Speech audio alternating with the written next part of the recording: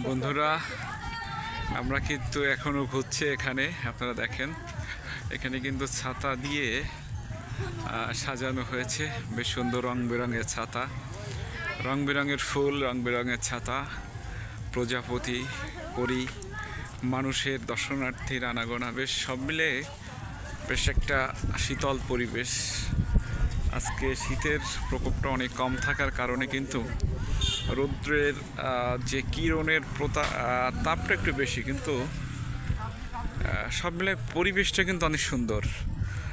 ওদিকে সানফ্লাওয়ার, সূর্যমুখী ফুল ফুটেছে, আমরা ওদিকে যাব। দেখেন প্রজাপতির ডানা, আর এই গাছে গাছে ছাতা ঝুলছে। আসলে এখানকার যে কি মনোমুগ্ধকর পরিবেশ, এখানে না আসলে কিন্তু বোঝা যেত না। আর বরাবরের মতো এই যে পার্কে যে হাইব্রিড আপনার কসমস ফুলের আধিক্যটা একটু বেশি, যেখানে যাচ্ছে মোটামুটি এই ফুলটাই দেখাচ্ছে। আর এই যে গাঁদা ফুলের একটা প্রজাতি। আমরা এদিকে সানফ্লাওয়ার, দেখেন এই হচ্ছে পরিবেশটা। এই পরিবেশ আমরা হয়তো একটু পরে এখান থেকে বেরিয়ে যাব। আমরা সানফ্লাওয়ারের ছবি নিতে পারি, আর পাশাপাশি মৌমাছি যে মধু আহরণে ব্যস্ত, সেটা কিন্তু আপনারা এই ফুলের দেখতে পাচ্ছেন। এটা হচ্ছে সানফ্লাওয়ার।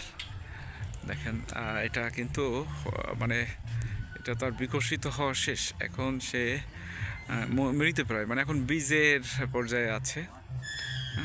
দেখেন অনেক সুন্দর।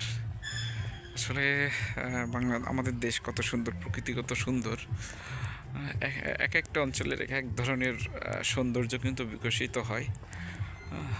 সুনীল আকাশের নিচে রং বেরঙের ফুল, সত্যি অসাধারণ একটা পরিবেশ।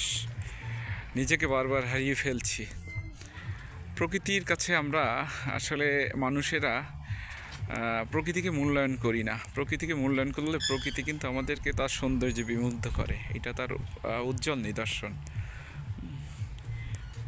তো আমরা যেন সবাই ভালো থাকি, প্রকৃতির সাথে বাঁচি, ভালোভাবে বাঁচি, এটাই হোক আমাদের আগামীর প্রত্যাশা।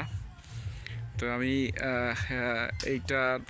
এই ব্লগটা এই পর্যায়ে শেষ করব। আশা করছি আরও দু একটা ব্লগ আসবে, কারণ না করে পারবো না। আসলে ফুল সবসময় সুন্দর, সবসময় সুন্দর। তো সেই ফুলের ভিডিও করতে পারাটা সত্যি সৌভাগ্যের।